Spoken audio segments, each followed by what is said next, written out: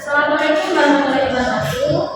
Sebelumnya saya ucapkan terima kasih kepada Ibu Risma Anita Pulyani MPD dan Ibu Sylvia AR MPD selaku dosen pemangku mata kuliah penelitian kuantitatif. Perkenalkan, saya Rina Natasha dari program studi bimbingan konseling angkatan 2021 yang pada hari ini saya akan mempresentasikan hasil proposal saya yang berjudul hubungan kontrol diri dengan perilaku agresif siswa kelas 10 SMA salah satu Indralaya.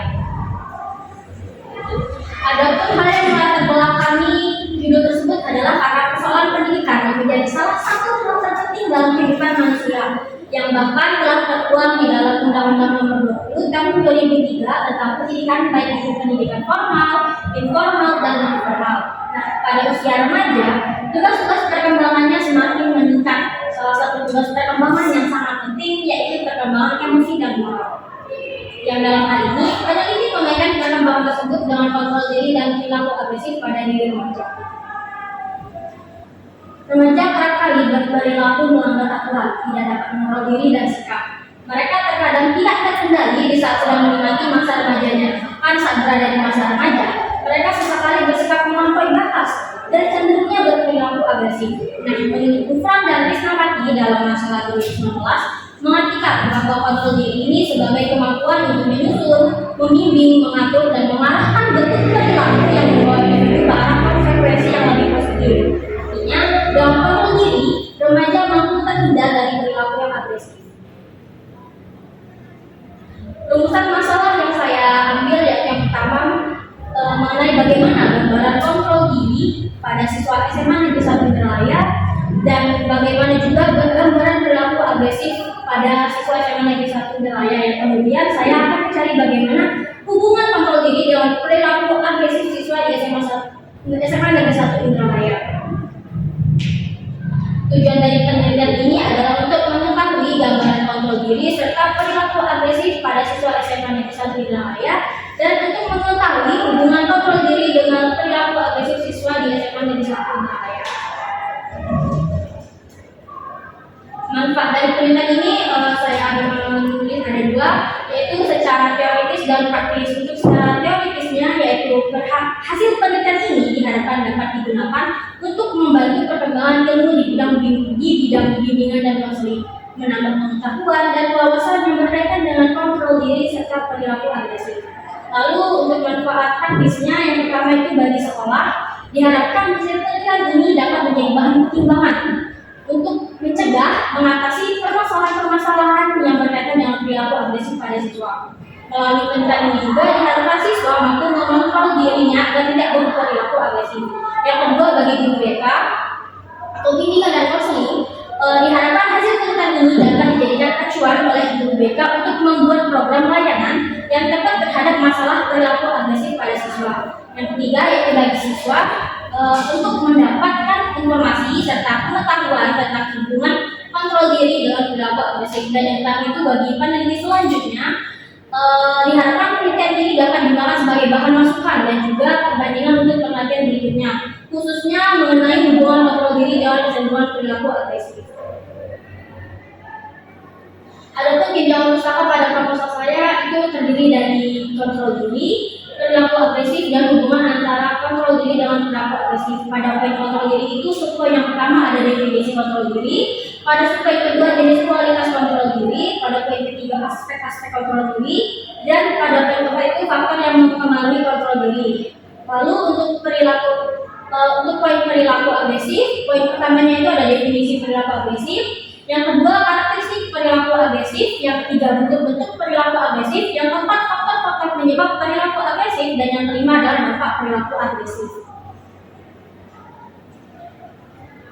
Nah, dari hasil penelitian terdahulu yang telah diteliti oleh Chuyunda dan kawan-kawan pada tahun 2020 yang berjudul hubungan antara kontrol diri dengan perilaku agresif pada siswa SMA Negeri 1 Triwurjo, Kabupaten Lampung Tengah, itu menghasilkan hubungan yang signifikan antara kedua variabel, yaitu kekuatan korelasi rendah dan arah korelasi negatif yang semakin tinggi kontrol diri semakin rendah perilaku agresif seseorang.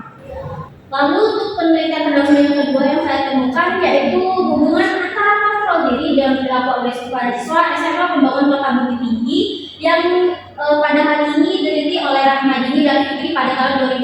2020.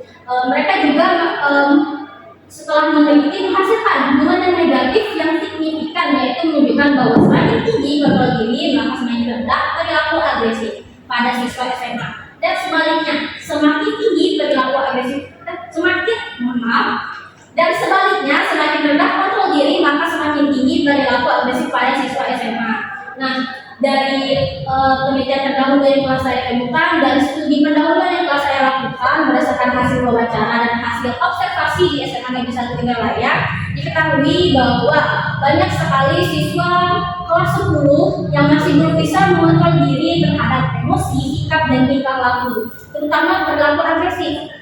Hal ini dibenarkan oleh guru BK yang ada di SMA 1 Indralaya, yaitu Ibu Meta Anggraini. Untuk penelitian ini, saya menggunakan jenis penelitian kuantitatif dengan metode korelasional. Nah, menurut Ibrahim dan kawan-kawan pada tahun 2018, penelitian korelasi ini adalah teknik analisis data statistik yang dapat digunakan untuk mengetahui hubungan antara dua variabel atau lebih dari dua variabel dalam penelitian yang bersifat kuantitatif. Nah, untuk variabel, saya mengambil variabel independen dan dependen. Adapun variabel independen pada penelitian ini yaitu kontrol diri dengan simbol X, dan variabel dependen adalah perilaku agresif yang diberi simbol Y.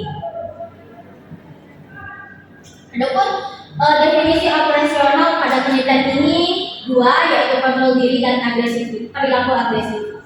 Kontrol diri merupakan kemampuan seseorang dalam mengendalikan diri, emosi, menahan keinginan, perilaku agar tidak bersikap atau bertingkah yang kurang pantas, serta kemampuan dalam pengambilan keputusan. Seseorang yang mampu mengontrol diri akan lebih berhati-hati dalam pengambilan keputusan dan mempertimbangkan terlebih dahulu kemungkinan atau akibat-akibat yang akan terjadi apabila ia mengambil suatu keputusan. Lalu untuk perilaku agresif merupakan suatu keadaan di mana individu memiliki kecenderungan untuk menyakiti yang meliputi aspek pertahanan diri, perlawanan disiplin, egosentris, superioritas, dan prasangka. Populasi dan sampel pada penelitian ini adalah untuk populasi. Target penelitian ini adalah seluruh siswa kelas 10 di SMA Negeri 1 Indralaya tahun ajaran 2023-2024 dengan populasi yang dapat dijangkau sebanyak 390 siswa, yang pada rata-rata kelasnya itu sekitar 37 sampai 40 orang. Lalu untuk sampel, dalam hal ini peneliti menggunakan teknik random sampling untuk menentukan jumlah sampel yang dihitung dengan menggunakan rumus Solvin dan menghasilkan sampel sebanyak 197 orang atau kurang lebih dalam satu kelas itu 19 sampai 20 orang. Lokasi penelitian ini dilakukan di SMA Negeri 1 Indralaya yang berlokasi di Jalan Lintas Sumatera, nomor KM 35 Indralaya Mulia, Kecamatan Indralaya, Kabupaten Padang Mulia, Sumatera Selatan dengan pada kelas 3862. Waktu penelitian ini akan dimulai dari bulan Desember 2024 sampai Januari 2022. Nah, untuk teknik pengumpulan data pada penelitian ini, peneliti menggunakan skala psikologi dengan bentuk skala Likert dengan 5 alternatif jawaban, yaitu selalu, SL, sering, SK, kadang-kadang apa, jarang, JR, dan tidak pernah PP. Nah, pada format pemilihan skala terdapat dua jenis, favorable icon dan unfavorable icon. Nah, untuk yang favorable itu mengarah pada konstruk yang hendak diungkap dengan skor 5 paling tinggi, 4, 3, 2, dan paling tinggi 1, sedangkan untuk unfavorable icon mengarah pada negasi dari konstruk yang hendak diungkap dengan skor tertinggi yaitu 1, 2, 3, 4, dan terakhir kecil itu 5. Kemudian kualitas dan reliabilitas. Kualitas adalah derajat kecepatan atau ketelitian antara data yang terjadi pada objek penelitian dengan data yang dapat dilaporkan peneliti. Nah, untuk menguji kualitas ini, peneliti menggunakan rumus Person Product Moment dengan bantuan aplikasi Microsoft Excel 2010. Kemudian reliabilitasnya merupakan indeks yang dapat menunjukkan sejauh mana alat pengukur dapat dipercaya. Yang dalam hal ini, peneliti menghitung reliabilitas dengan menggunakan rumus alpha formular. Untuk teknik analisis data, peneliti menggunakan uji normalitas, uji linearitas, dan uji korelasional. Nah, untuk uji normalitas ini digunakan untuk mengetahui apakah data berdistribusi normal atau tidak normal menggunakan teknik analisis Kolmogorov, Smirnov, dan bantuan aplikasi statistical technique for Windows atau SPSS versi 25. Kemudian uji linearitas untuk itu digunakan untuk melihat suatu hubungan yang linear atau tidak pada variabel tersebut secara signifikan. Dan yang terakhir itu uji korelasional digunakan untuk melihat koefisien korelasi antara kedua variabel penelitian yang dalam hal ini yaitu variabel X dan Y menggunakan rumus korelasi product moment atau percent coefficient of correlation yang dikembangkan oleh Carl Pearson.